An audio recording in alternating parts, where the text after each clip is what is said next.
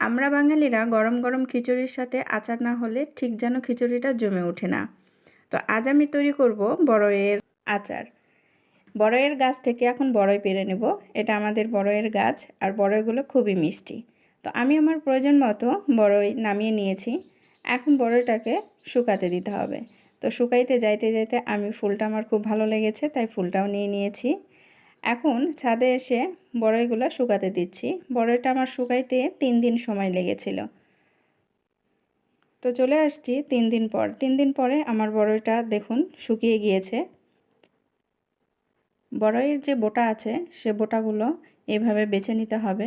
তো আমি সবগুলো বড়ইয়ের বোটা বেছে নিচ্ছি এবং একটি ঝাঁকাই বা ঝাঁপিতে বড়ইগুলো ভালোভাবে ধুয়ে নিয়েছি। এখানে আমাদের গাছেরই যতটুকু পারছি ততটুকু পাকা তেঁতুল কিছু পেড়ে নিয়েছি। এখন এই তেঁতুলটা দিয়েই আচারটা রান্না করে নেব। এখানে আমি যে পাত্রে আচার রান্না করব সেখানে নিয়ে নিয়েছি সবগুলো বড়ই এবং কিছুটা পরিমাণ পানি নিয়েছি এবং সামান্য পরিমাণ লবণ দিয়ে এখন একসাথে মিক্সড করে নিয়ে ঢাকনা দিয়ে ঢেকে সিদ্ধ হতে দিচ্ছি। আজ আমি বড়ইয়ের আচারটা তৈরি করছি মাটির চুলাতে। চুলার আঁচটা ঠিক এরকম হালকা থাকবে, এটা বেশি তাপ দিয়ে রান্না করা যাবে না। 5 মিনিট পরে ঢাকনা তুলে বড়াইয়ে বলক উঠে গিয়েছে এবং বড়গুলো প্রায় সিদ্ধ হয়ে গিয়েছে। এখন যে তেঁতুলটা রেখেছিলাম সে তেঁতুলের খোসাগুলো ছাড়িয়ে নিয়েছি এবং তেঁতুলটা সিদ্ধ বড়াইয়ের ভিতরে দিয়ে দিয়েছি। এখন আবারও ভালো করে নাড়াচাড়া করতে হবে, আর ঢাকা দেওয়া যাবে না। এখন অনবরত নাড়তে হবে, নাড়তে নাড়তে সমস্ত বড়াইগুলো ঘেটে যাবে। আর এই সময়তে আমি দিয়ে দিচ্ছি সামান্য পরিমাণ শুকনো মরিচের গুঁড়া এবং আমি আমার প্রয়োজন মতো চিনি দিয়ে দিচ্ছি।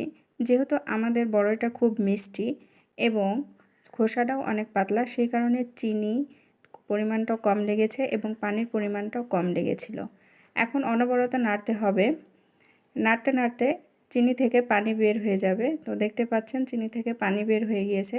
এখন নাড়তেই থাকতে হবে এবং চিনিটার পানি যতক্ষণ না পর্যন্ত শুকিয়ে যাচ্ছে। আর খেয়াল রাখতে হবে যেন আচারের নিচের দিকে না লেগে যায় অথবা পুড়ে না যায়।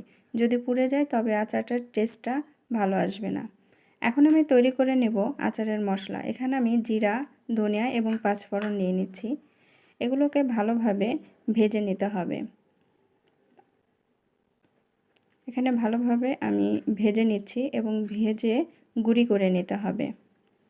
আর এই পর্যায়ে আমি একটি কড়াইয়ে সরিষার তেল আমার প্রয়োজন মতো আমি নিয়ে নিয়েছি। নিয়ে তেলটাকে গরম করে আচারের ভেতরে ঢেলে দেব।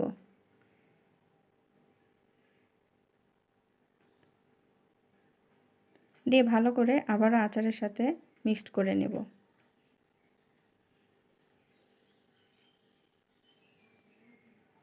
আর যে ধনে জিরা বা পাঁচফোড়নটা ভেজে রেখেছিলাম তা গুঁড়ি করে আমি দিয়ে দিলাম আচারের ভেতরে এবং এখানে আমি গরম মশলা গুঁড়া করে দিয়ে দিচ্ছি। আপনারা অবশ্যই খেয়াল করেছেন আমি এখানে কোনো আস্ত গরম মশলা ব্যবহার করিনি, কারণ আমি এখানে গুঁড়াটাই ব্যবহার করছি। যদি আস্তটা ব্যবহার করি তাহলে সেটা ফেলে দিতে হয়, সেই কারণে আমি সব কিছুতেই আমি গুঁড়াটাই ব্যবহার করে থাকি। তো নাড়াচাড়া করতে করতে আমার আচার কমপ্লিট। আপনারা দেখতে পাচ্ছেন সুন্দর একটি কালার চলে এসেছে। তো আমার রেসিপি যদি আপনাদের কাছে ভালো লেগে থাকে, খুব কম উপকরণে আপনারা এই আচারটি তৈরি করে ফেলতে পারেন।